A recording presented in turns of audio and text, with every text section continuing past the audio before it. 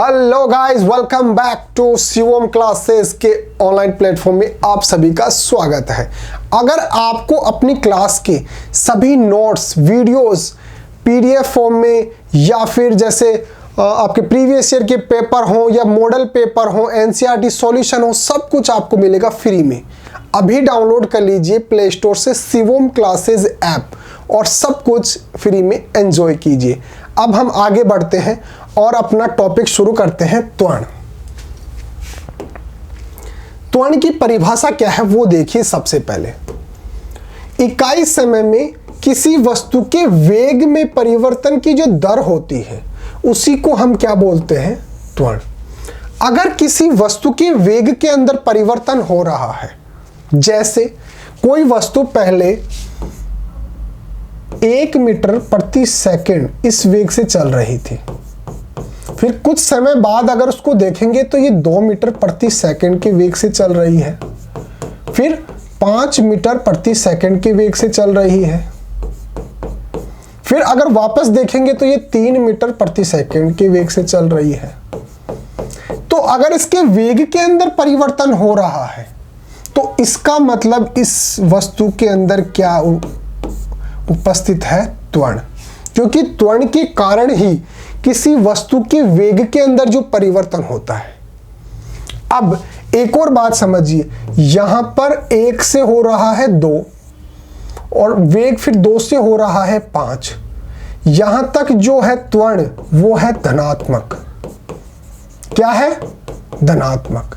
लेकिन यहां पर वेग क्या है? 5 मीटर प्रति सेकंड और यहां से क्या हो रहा है? 3 मीटर प्रति सेकंड। यहां पर कम हो रहा है, तो यहां पर जो त्वरण है, जो त्वरण का मान है वो क्या है? ऋणात्मक।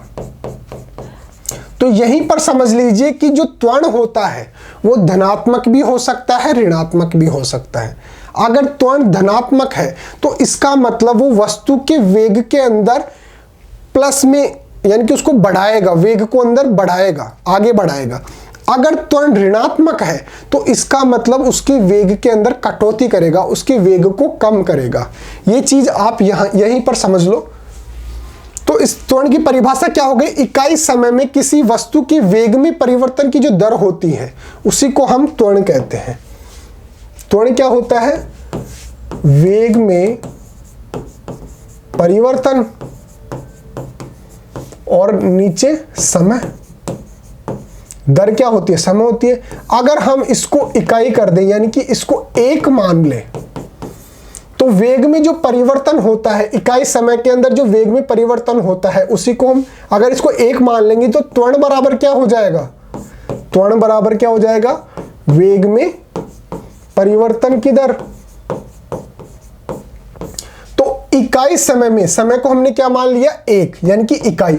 इकाई समय में वस्तु के वेग में जो परिवर्तन की जो दर होती है इसी को हम क्या बोलते हैं? त्वरण। अब वेग का फॉर्मूला क्या होता है? मीटर बटा सेकंड, यानी कि दूरी बटा समय। और नीचे भी समय है त्वरण के अंदर, इसको एक एस और लिख लेंगे। नहीं समझे? दोबारा समझ लीजिए। वेग भाग समय, ये किसका फॉर्मूला है? त्वरण का। किसका है ये? वेग भाग समय। ठीक है। अब वेग का फॉर्मूला क्या होता है? मीटर भाग सेकंड, और 1 सेकंड ये रहा सेकंड, तो क्या हो गया? Metre upon second square. ये मात्रक हो गया किसका? त्वरण का। तो अगर आपको कोई त्वरण का मात्रक पूछे तो आप क्या लिखेंगे? Metre upon second square. और अगर इस सेकंड स्क्वायर को ऊपर लेके जाएंगे तो मीटर, और एस जो एस स्क्वायर है प्लस का है वो क्या हो जाएगा? माइनस का। तो ms-2 ये मात्रक हो गया किसका? त्वरण का। यही हमने नोट्स में आगे लिखा हुआ है कि इसको ए से प्रदर्शित करते हैं, ये प्रदर्शित करते हैं, ये इसका मात्रक नहीं है। ए को लिखने का, उसको प्रदर्शित करने का जो तरीका होता है त्वरण, उसको ए से लिखा जाता है। ए का मतलब क्या हो गया? त्वरण। यानी कि एक तरीके से जैसे ये हिंदी वाला है, ये इंग्लिश वाला है, ये समझ लीजिए आप। ये इसको केवल प्रदर्शित करेगा। अगर इसका ऐसा ही मात्रक अगर आपसे पूछे तो आप ए नहीं लिखना, उसका SI मात्रक होता है मीटर s-2। हमने जो यहां पर देखा ना, मीटर अपॉन सेकंड स्क्वायर या फिर ms-2, यही क्या होता है, जो त्वरण होता है उसका मात्रक होता है। फिर आगे बात करते हैं, एक समान सरल रेखीय गति में वेग में परिवर्तन। एक समान सरल रेखा, पाथ कैसा है, सरल रेखा, इस प्रकार से। और एक समान सरल रेखीय गति में परिवर्तन हो रहा है। गति के अंदर अगर परिवर्तन हो रहा है, इसका मतलब क्या है, उसके अंदर त्वरण उपस्थित है। समय के साथ वेग नियत रहता है, वेग तो नियत रहता है। इस अवस्था में किसी भी समय अंतराल में वस्तु के वेग में परिवर्तन शून्य होता है।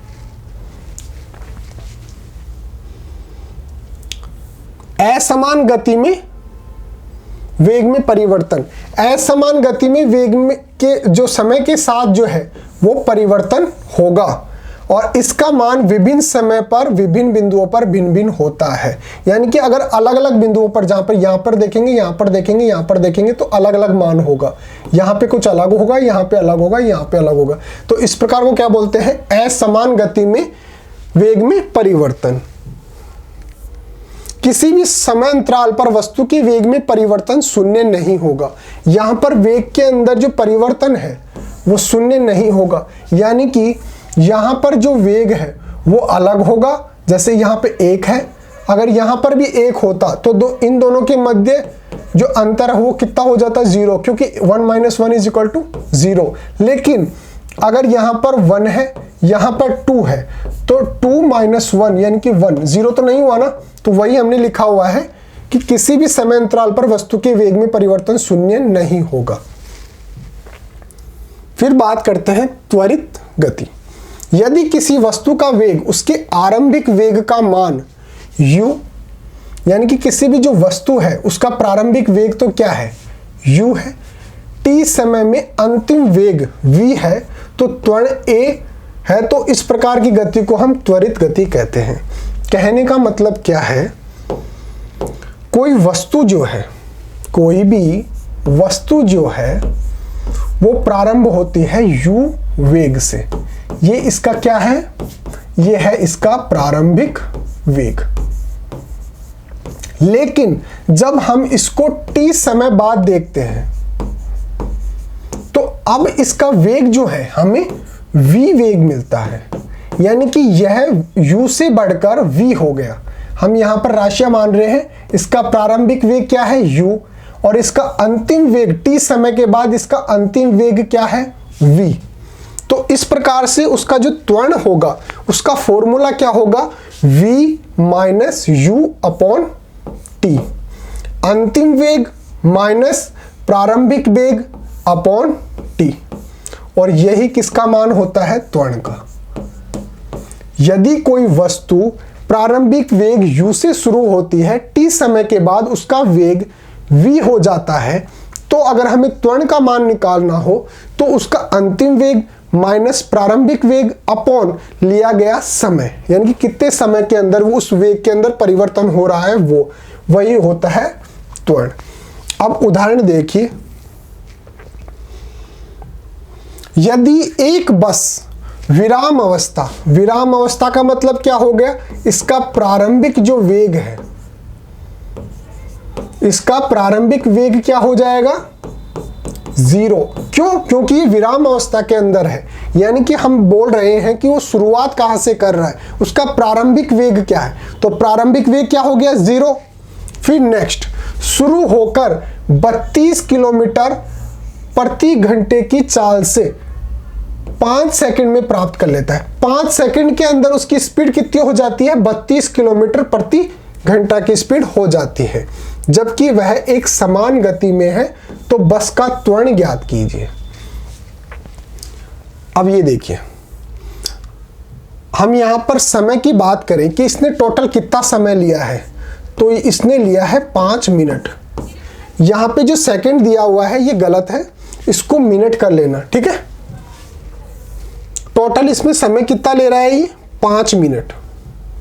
5 मिनट का समय ले रहा है, इसको सेकंड में बदलेंगे तो एक मिनट के अंदर कितने सेकंड होते हैं? 60। तो 5 मिनट के अंदर कितने सेकंड हो गए? 5 गुणा 60 यानी कि 300 सेकंड। ठीक है। फिर इसका आरंभिक वेग u क्या है? 0। क्यों? क्योंकि जो वस्तु है वो विराम अवस्था से शुरू हो रही है। उसका प्रारंभिक वेग क्या है? 0, क्योंकि जो वस्तु है वो शुरुआत के अंदर विराम अवस्था के अंदर थी, रुकी हुई थी। तो यहां पे बस विराम अवस्था में थी, इसलिए आरंभिक वेग 0 होगा। अंतिम वेग जो हमारे को दिया हुआ है वो कितना है? 72 किलोमीटर प्रति घंटा। अब इसको मीटर प्रति सेकंड में बदलेंगे तो उसके लिए हम 1000/3600 से या फिर 5/18 से 72 गुणा 5/18 से मल्टीप्लाई करते हैं। अगर कोई वस्तु किलोमीटर प्रति घंटे की स्पीड को अगर हमें मीटर प्रति सेकंड में बदलना हो, यानी कि कोई वस्तु दिया गया है प्रश्न में कि कोई भी जो वस्तु है वो किलोमीटर प्रति घंटे, कोई भी है किलोमीटर प्रति घंटे की चाल से चल रहा है, लेकिन हमें प्रश्न हल करने के लिए उस वैल्यू को जो है मीटर प्रति सेकंड में बदलना है, तो उसके लिए हम 5/18 से उसको मल्टीप्लाई करते हैं। तो हमारे को 72 किलोमीटर प्रति घंटे की स्पीड को दे रखा था, हमें इस किलोमीटर प्रति घंटे को मीटर प्रति सेकंड में बदलना है। तो उसके लिए हम क्या करते हैं, इसको 5/18 से मल्टीप्लाई कर देते हैं। तो उससे हमें जो मान मिलेगा वो मिलेगा 20 मीटर प्रति सेकंड। तो हमें क्या क्या मिल गया वो देखिए। हमें क्या क्या मिल गया? एक तो उसका प्रारंभिक वेग, प्रारंभिक वेग वो कितना था? 0। क्यों? क्योंकि जो वस्तु थी वो क्या थी? विराम अवस्था में थी, विराम अवस्था के अंदर थी। फिर जो t था, समय जो था वो हमारे को 5 मिनट दिया गया था, जिसको हमने सेकंड में बदला तो वो कितना हो गया? 300 सेकंड। फिर नेक्स्ट अंतिम वेग, अंतिम वेग जब हमने निकाला, जो 72 किलोमीटर प्रति घंटे की जो चाल थी उसको हमने मीटर प्रति सेकंड में बदला तो वो क्या आ गई? 20 मीटर प्रति सेकंड। तो हमें u मिल गया, t मिल गया और v मिल गया। तो त्वरण बराबर क्या होता है? v minus u upon t, अंतिम वेग माइनस प्रारंभिक वेग अपॉन t। ठीक है। तो अंतिम वेग कितना हो गया? 20 माइनस 0 अपॉन 20। तो ये तो हो गया 20/20, यानी कि 1 मीटर प्रति सेकंड स्क्वायर। ये क्या है? ये है उस वस्तु के अंदर उपस्थित त्वरण।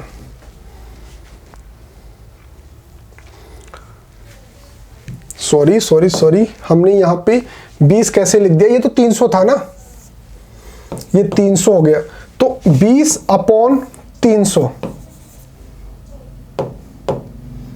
दोबारा से इरेज कर लो। देखिए हमारे पास क्या क्या था? त्वरण बराबर क्या होता है? त्वरण बराबर क्या होता है? अंतिम वेग माइनस प्रारंभिक वेग, प्रारंभिक वेग अपॉन समय। तो हमारा अंतिम जो वेग था वो कितना आया? वो आया 20 मीटर प्रति सेकंड। प्रारंभिक वेग 0। क्यों? क्योंकि वस्तु जो थी वो विराम अवस्था के अंदर थी। समय जो 5 मिनट था उसको हमने जब सेकंड में बदला तो 300 सेकंड हुई थी, वो हमने गलती से वहां पे लिख दिया। तो अपॉन में कितना आएगा? 300। तो हमारे पास वैल्यू कितनी आएगी? 20/300। इसको इससे काटा 1/15, 1/15 मीटर अपॉन सेकंड स्क्वायर। ये क्या है? ये त्वरण है। और जब इसको और ज्यादा सोल्व करेंगे तो 20/300 और इसको आगे सोल्व करेंगे तो 0.066 मीटर सेकंड। यहां पे ये जो मात्रक है इसको आप याद रखना, इसमें कंफ्यूज मत होना। दूरी और चाल, नहीं सॉरी,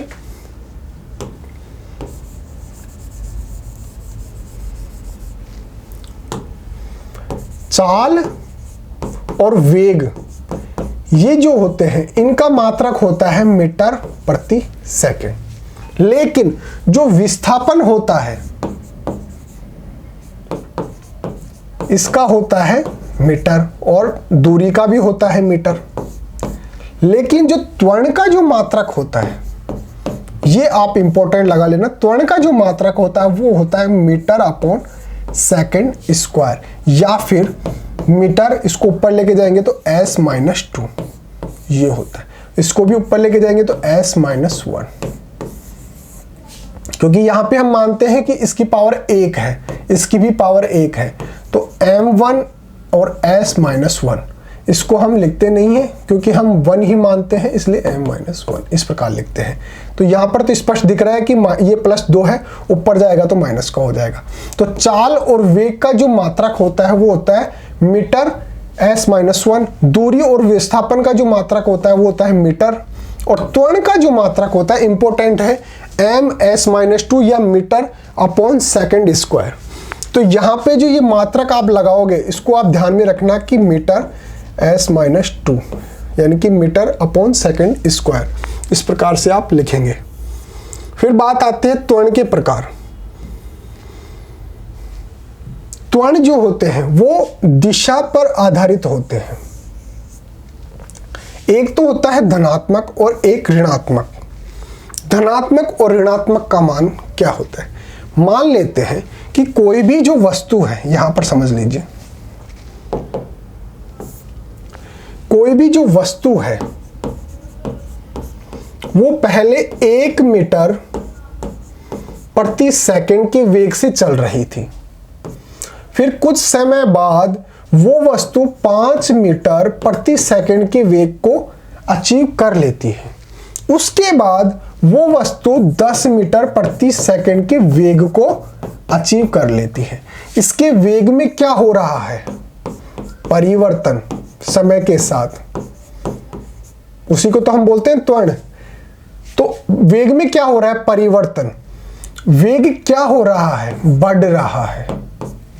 तो जब किसी वस्तु का वेग बढ़ता है तो इस प्रकार से जो त्वरण होता है वो क्या होता है?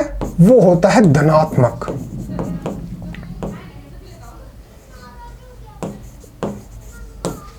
और अगर किसी वस्तु का वेग पहले था 5 मीटर प्रति सेकंड, फिर हो गया 4 मीटर प्रति सेकंड, फिर हो गया 1 मीटर प्रति सेकंड, यहां पर जो वेग है वो क्या हो रहा है? वो परिवर्तित हो रहा है। नो डाउट, परिवर्तन का मतलब क्या होता है?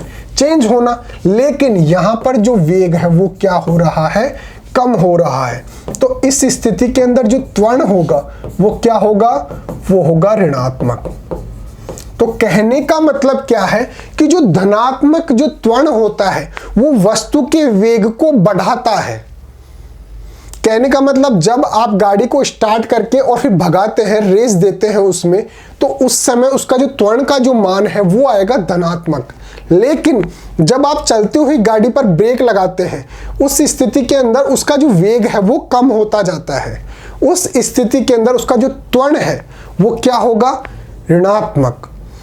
जो वेग के अंदर जो परिवर्तन है वो दोनों स्थितियों में हो रहा है। जब आप गाड़ी को शुरू करके उसको स्पीड में भगाते रहते हैं तो उसके अंदर भी 0 से 1, 4, 5, 10, 15, 20, 25, 50 की स्पीड में पकड़ लिया, तो यहाँ पे वेग में परिवर्तन हुआ, लेकिन वो धनात्मक परिवर्तन हो रहा है। उसके अंदर जो गाड़ी की जो वेग है वो बढ़ रहा है, वेलोसिटी बढ़ रही है। लेकिन जब आप ब्रेक लगाते हैं तो स्पीड थी 100, फिर आई 90, 80, 70, इस प्रकार से उसका वेग जो है वो परिवर्तित तो हो रहा है, लेकिन जो वेग है वो क्या हो रहा है? वो कम हो रहा है। इसको हम क्या बोलते हैं? ऋणात्मक त्वरण। तो परिभाषा में देख लेते हैं क्या लिखा हुआ है। जब किसी वस्तु का वेग वस्तु की गति की दिशा में समय के साथ बढ़ रहा होता है तो उसको हम क्या बोलते हैं? धनात्मक त्वरण। जब किसी वस्तु का वेग वस्तु की गति की दिशा में समय के साथ बढ़ रहा है, उसका जो वेग है, उसकी जो गति है वो बढ़ रही है, तो उसको हम क्या बोलते हैं? धनात्मक त्वरण। इसमें त्वरण की दिशा वही होती है जो दिशा वस्तु की गति की दिशा होती है। त्वरण की दिशा ये होगी और गति की दिशा भी यही होगी, तभी तो उसको मिलके उसके जो वेग है वो क्या होगा? बढ़ेगा। ठीक है। अब मुख्य बिंदु क्या क्या दे रखे हैं,